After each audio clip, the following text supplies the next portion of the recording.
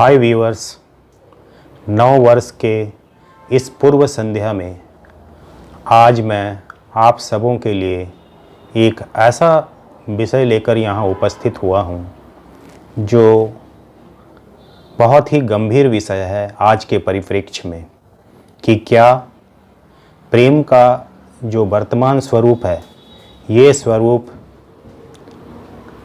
क्या उचित है। तो आइए इस विषय में हम बातें करते हैं। जैसा कि आप सब जानते हैं कि प्रेम एक ऐसा दो अक्षरों का एक ऐसा शब्द है जिससे पूरा का पूरा विश्व की मिठास भरी हुई है। यदि आप पूरे विश्व की कल्पना बिना प्रेम के कर सकते हैं तो ये संभव तो है, लेकिन उसके अंदर की जो प्राण है, जो उसकी आत्मीयता है, जो उसका वास्तविक स्वरूप है, जो उसका मीठापन है, वो बिना प्रेम के शून्य है। प्रेम अपने आप में एक सार्थक शब्द है। प्रेम अपने आप में पूरी डिक्शनरी को निहित किया हुआ एक समुद्र जैसा विशाल शब्द है। प्रेम अपने आप में एक पूर्णता का द्योतक है। प्रेम अपने आप में अध्यात्म को इंगित करता हुआ एक संपूर्ण शब्द है। तो ऐसे प्रेम के प्रति मनुष्य की जो धारणा है, जो अवधारणा है, वो कैसी होनी चाहिए, आज इस विषय में हम बात करने के लिए आए हैं। यदि आप प्रेम की पवित्रता, प्रेम की निश्चलता, प्रेम की आत्मीयता को समझना चाहते हैं तो आपको मीराबाई जी के निश्चल प्रेम को समझना पड़ेगा। यदि आप अपनी आँखों को बंद करें और आँखों को बंद करके यदि आप थोड़े समय के लिए मीराबाई जी के निश्चल प्रेम को समझने का प्रयास करेंगे तो आपको समझ में आएगा कि प्रेम संपूर्णता का भास दिलाता है। प्रेम अध्यात्म का भास दिलाता है। प्रेम एक ऐसा शब्द है जो सरलता के साथ साथ संपूर्णता को भी साथ लेकर चलता है। प्रेम के बिना आप जीवन की संपूर्णता की कामना नहीं कर सकते हैं। प्रश्न ये उठता है कि क्या आज के परिप्रेक्ष्य में वास्तविक प्रेम का परिभाषा क्या होना चाहिए। आज आधुनिक प्रेम जो हम इन बच्चों में आजकल देखते हैं, जो आधुनिक प्रेम जो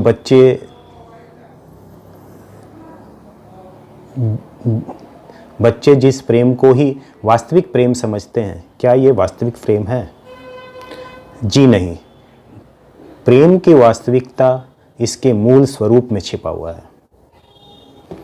प्रेम की वास्तविकता इसके मूल स्वरूप में छिपा हुआ है। प्रेम हमेशा त्याग और बलिदान की कामना करता है।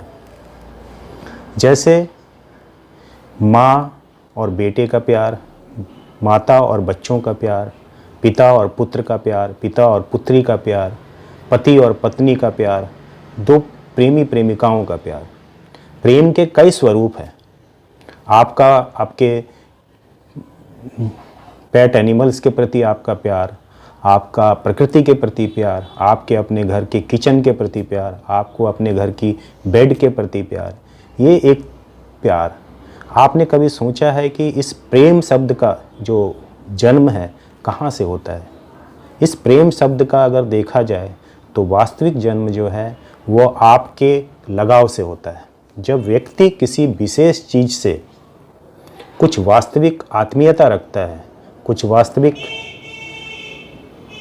भाव रखता है उसके प्रति, तो वो भाव प्रेम में परिवर्तित हो जाता है। जैसे मीराबाई जी को आप देखें, उनका भाव एक अमूर्त ईश्वर के प्रति, एक अमूर्त ईश्वर के प्रति सात्विकता के साथ अध्यात्म को समाहित किए हुए प्रेम की परम काष्ठा तक पहुंचा है। तो ऐसा प्रेम यदि समाज में स्थापित हो, ऐसा प्रेम यदि आज का आधुनिक बच्चा इसकी महत्वता को समझ ले, तो जो प्रेम है वो वास्तव में सफल हो जाएगा।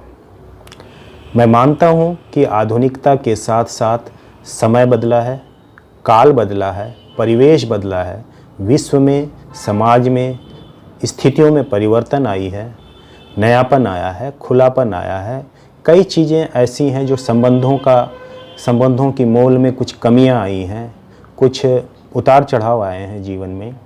इन सब के बावजूद भी किसी भी वृक्ष के जो सुंदर फल होते हैं, किसी भी वृक्ष का जो सुंदर फल होता है, वो हमेशा, उसके जो मीठे फल होते हैं वे हमेशा जिस मिट्टी पे पौधा टिका हुआ है, उसकी जड़ें, उसको मिलने वाला आहार, उसको खाद, पानी, इस पे डिपेंड करता है। किसी भी पौधे की हरियाली जो है, वो हरियाली सदैव उसकी रखरखाव, उसके माली पे डिपेंड करता है। किसी भी फूल की खूबसूरती यदि आप देखो, तो फूल की खूबसूरती, एक ही फूल कई बागों में होता है, लेकिन आपने देखा होगा कि कुछ बाग के कुछ विशेष फूल जो होते हैं वो बहुत ही सुंदर तरीके से प्रस्फुटित होते हैं। आपने कभी सोचा ऐसा क्यों होता है?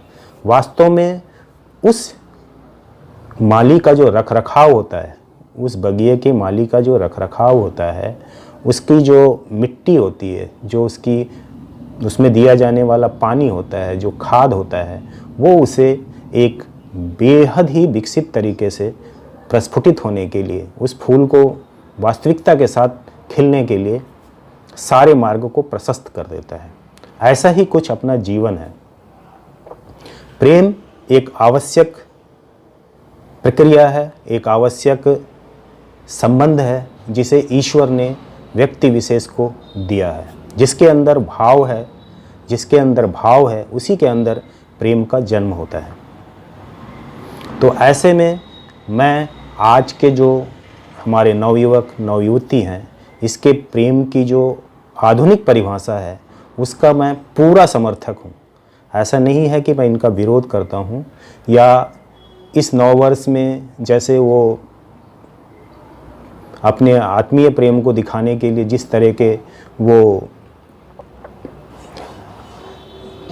प्रेम प्रसंग करते हैं, या फिर कई डांस का करना, या खुलेपन का होना, या उसे पूरी तरह से एंजॉय करना, ये किसी भी प्रकार से, किसी भी दृष्टिकोण से गलत नहीं है।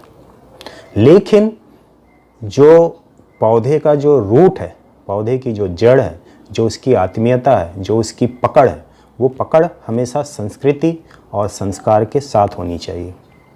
आप आधुनिकता के किसी भी सीमा तक चले जाएं, आप प्रेम के विस्तृत रूप में आधुनिकता को स्वीकारते हुए कहीं तक भी चले जाएं, उचित है। उसमें कोई भी किसी प्रकार की कोई यथोचित बात नहीं है। लेकिन अपनी संस्कार को, अपनी संस्कृति को, अपनी भारतीयता को और प्रेम की जो मूल छवि है, प्रेम का जो मूल अस्तित्व है, जो उसकी प्रेम की जो मूल विचारधारा है, उस विचारधारा को खोने से जो दो प्रेमी प्रेमिकाओं के बीच की जो आत्मीयता है, जो उसका आध्यात्मिक प्रेम है, जो उसका प्रेम का जो मेन सार है, वो कहीं खो जाता है।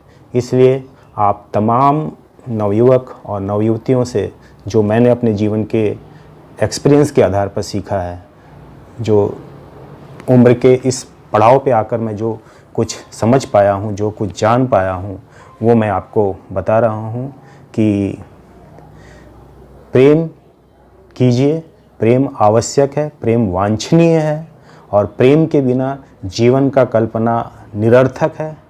प्रेम के बिना आप जीवन की कल्पना नहीं कर सकते हैं, प्रेम के बिना जीवन संभव नहीं है। लेकिन यदि आप चाहते हैं कि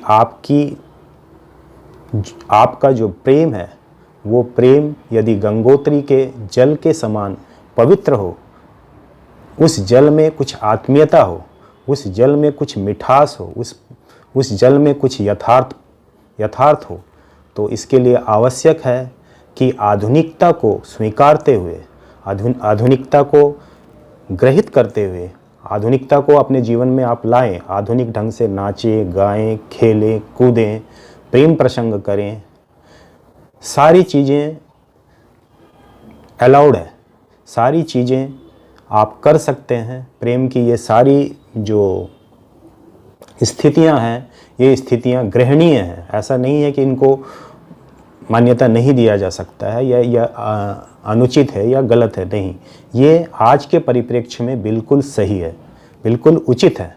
लेकिन अपनी संस्कृति को छोड़ना, अपनी मूल धारा को छोड़ना, अपनी भारतीयता को छोड़ना, अपनी आत्मीयता को छोड़ना भी गलत है। प्रेम इस नववर्ष में मैं सिर्फ इतना ही कहना चाहता हूँ कि प्रेम का स्वरूप ऐसा हो जो आपकी आधुनिकता और आपके संस्कार और संस्कृति, इन दोनों के बीच एक सामंजस्य बनाता हो, एक ऐसी सुंदर सामंजस्य बनाता हो जहाँ पे अध्यात्म भी हो। उस प्रेम का जो वास्तविक जीवन है, जो उसका यथार्थ है, जो उसका मीठापन है, जो उसका रस है, वो संस्कृति के साथ, संस्कार के साथ समाहित हो और एक ऐसा सुंदर पुष्प बनकर जीवन में उभरे, एक ऐसा सुंदर पुष्प बनकर आप तमाम नवयुवक और नवयुवतियों के जीवन में आए कि आप अपने प्रेम के साथ अपनी भविष्य के जीवन को आसानी से और मजबूती के साथ जी सको। तो इन्हीं शुभकामनाओं के साथ मैं नववर्ष में आपको फिर से एक बार बहुत बहुत बधाई देता हूं और उम्मीद करता हूं कि आपका जीवन सुखमय हो और प्रेम के पलों को समझते हुए मजबूती के साथ अपने रिश्तों को आप बांध कर रखें। चाहे वो प्रेम आपकी माता के प्रति हो, आपके पिता के प्रति हो, आपकी पत्नी के प्रति हो, आपकी प्रेमिका के प्रति हो, या बच्चों के प्रति हो, या समाज के प्रति हो, या किसी जानवर के प्रति हो। इस प्रेम को आप संजो कर रखें, इस प्रेम को बांध कर रखें, इसकी पूर्णता के साथ जिएं और इस नववर्ष की संध्या में आपका बहुत बहुत बहुत धन्यवाद। नमस्कार।